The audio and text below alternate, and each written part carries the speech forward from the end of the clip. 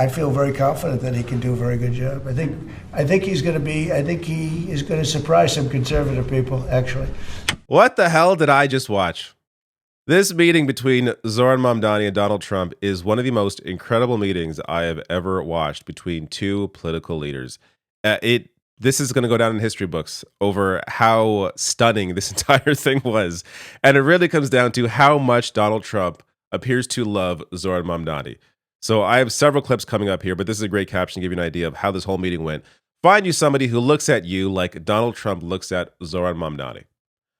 I had a hard time even cutting clips out of this meeting. So it's 30 minutes long. I will link to it, the AP link below the video under sources on YouTube. But I picked out my favorite portions and we'll discuss each one. Here is the first clip. Well, I actually told the president that, so much of the focus of our campaign has been on the cost of living crisis. And when we asked those New Yorkers who had voted for the president, when we saw an increase in his numbers in New York City, that came back to the same issue: cost of living, cost of living, cost of living. And they spoke about the cost of groceries, the cost of rent, the cost of Con Ed, the cost of childcare. And too often politicians are looking to lecture to New Yorkers what they should care about as opposed to listen. And when we spoke to those voters who voted for President Trump, we heard them speak about cost of living. We focus on that same cost of living, and that's where I am really looking forward to delivering for New Yorkers in partnership with the president on the affordability agenda. And I think we have to work a little bit. We talked about Con Edison. We have to work a little bit on getting the prices because, we've gotten fuel prices way down, but it hasn't shown up in Con Edison. And we're going to have to talk to them. If we're sending them fuel at a much lower price than it was a year ago, which is true, we have to get Con Edison to start lowering their rates. Absolutely. Zohran Mamdani getting Donald Trump to put pressure on a private energy monopoly, Con Edison in New York, that immediately had an impact. So I'm going to show you that in just a second. But this is the company that was seeking to increase rates by 11%. They had already cut off 88,000 households in the first half of 2025. Just a terrible company that, after those comments in that meeting, saw a massive dip in the stock market. Incredible stuff. Let me get to the next clip with this setup. So the question you're going to hear from one of the press towards Mamdani is about this resolution condemning socialism that 86 Democrats joined Republicans in voting for. Quote, House Minority Leader Jeffries voted with the GOP in favor of this resolution, and it's showing his ultra-wealthy donors exactly who he fights for, said one progressive leader. It's not the people. What's your reaction to that? I have to be honest with you, I focused very little on resolutions. Frankly, I've been focusing... Socialism. I understand. I think the focus is on the work at hand. I can tell you I am someone who is a democratic socialist. I've been very open about that. And I know there might be differences about ideology, but the place of agreement is the work that needs to be done to make New York City affordable. That's what I look forward to. And I want to clarify your answer to Stephen Nelson. Mm-hmm. He asked about your comment calling the president a fascist. And your answer was, both President Trump and I have been clear about our positions and our views. Mm-hmm. Are you affirming that you think President Trump is a fascist? I've spoken about... That's okay. You can just say yes. Okay. So. Okay. Yeah. It's easier. It's easier than explaining it. I don't mind. I think even for people that suspected this might be a good meeting, just because Mamdani is incredibly charismatic, he can be charming. He's also someone that you could see Trump respecting because of how he won. He came from 0%, going on to win the primary, going on to defeat a political dynasty in Cuomo. So you can understand on that hand, like, why this meeting would go well. But even for those people, I don't think any of us really expected Trump just to be like, sure, buddy, it's okay. Call me a fascist. It's fine. Like, it's just this whole, did Mamdani put something in his drink? Like, I understand Mamdani is incredibly charming, but my God, this meeting went so well that it really feels like Trump respects him more than the vast majority of people he's met with in a public setting. But here is the next clip. We had a meeting today that actually surprised me. He wants to see no crime. He wants to see housing being built. He wants to see rents coming down, all things that I agree with. Now, we may disagree how we get there. The rent coming down, I think one of the things I really gleaned very very much today. He'd like to see him come down, ideally by building a lot of additional housing. Yeah.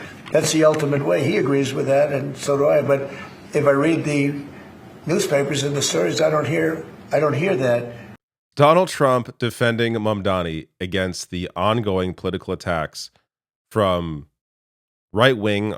center to right-wing newspapers and publications that have been attacking Mamdani, largely because Mamdani is somebody who actually cares about the cost of living, which means addressing just the obscene amount of wealth concentrated at the top. So you have someone like this who actually cares about the issues, actually cares to help people. It's going to scare the political establishment, which includes a lot of the media, which goes to why Trump maybe has not been actually truly understanding what Mamdani's about until he met him face to face.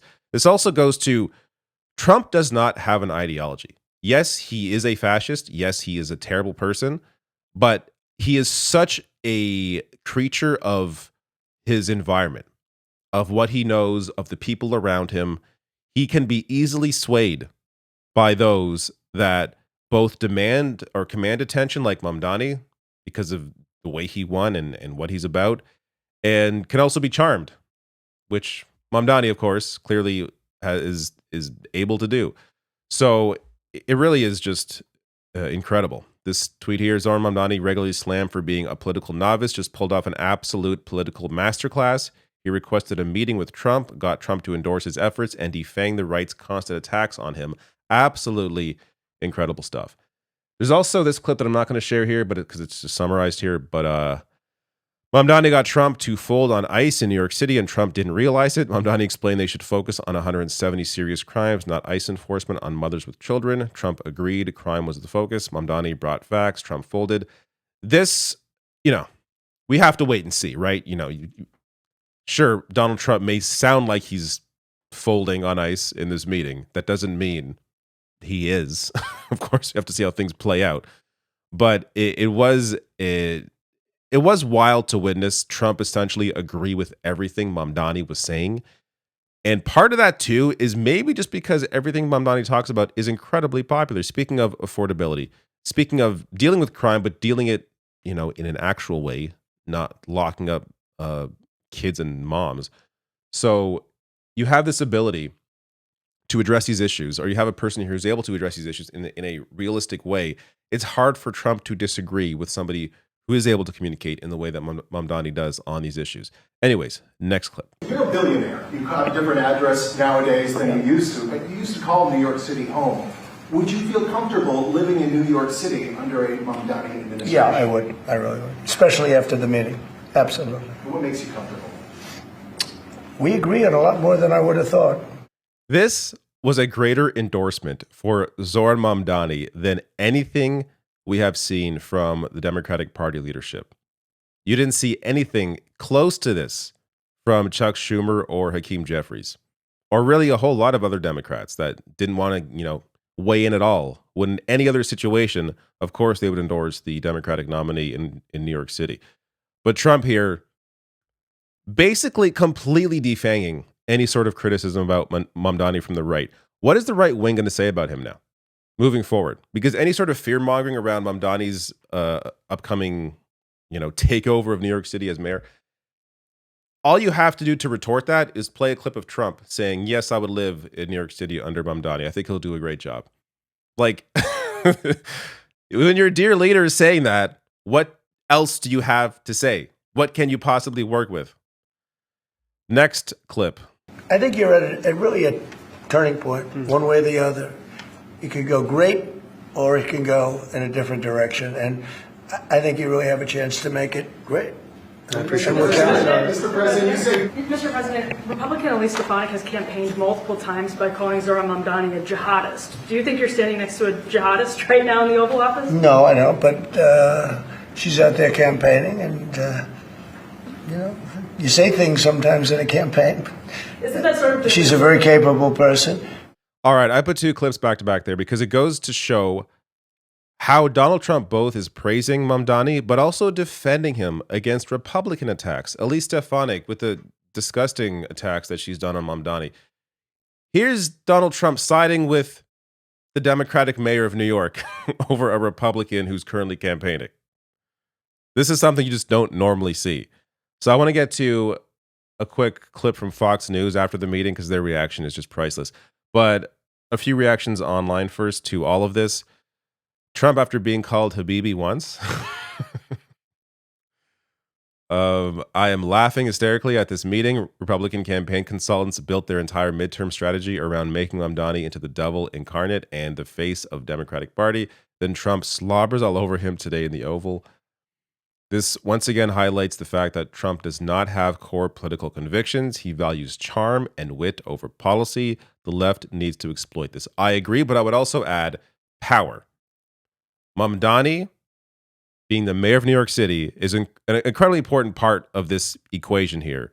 In addition to the fact of how Mamdani won, coming from nothing, from 0% to defeating a political dynasty and doing it on the issue of affordability, one that Trump has pretended to care about and maybe now hopes to exploit through the success of Mamdani. So if Mamdani does well, he can say, hey, look, I'm a great president because New York City is doing well. So I think there's some calculating here on his part in that he also wants to be able to benefit from the success of New York City.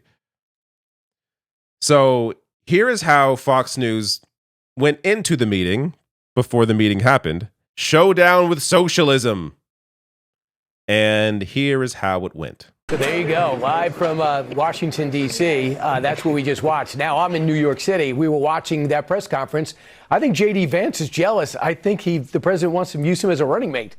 This really gets to how are they going to cover Mamdani from now on when you have Trump praising him, saying, I would love to live in New York under Mamdani. I think he'll do a great job. What are they going to do now?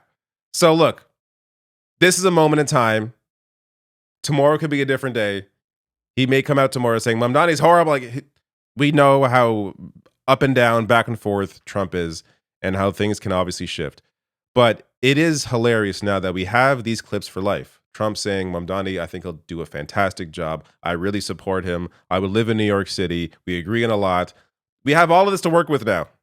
It's going to be very tough for the right-wing attacks to land as hard as maybe they once did, though based on the results in New York City, clearly Mamdani is incredibly popular. I think a lot of people want to see him succeed. They like what he's saying because what he's saying is a lot different from what they've heard before. You really have a different kind of leadership in New York now, and it'll be fun to see how this all plays out. If you enjoyed this video, please hit like and subscribe and check out some of the other videos I have on this channel.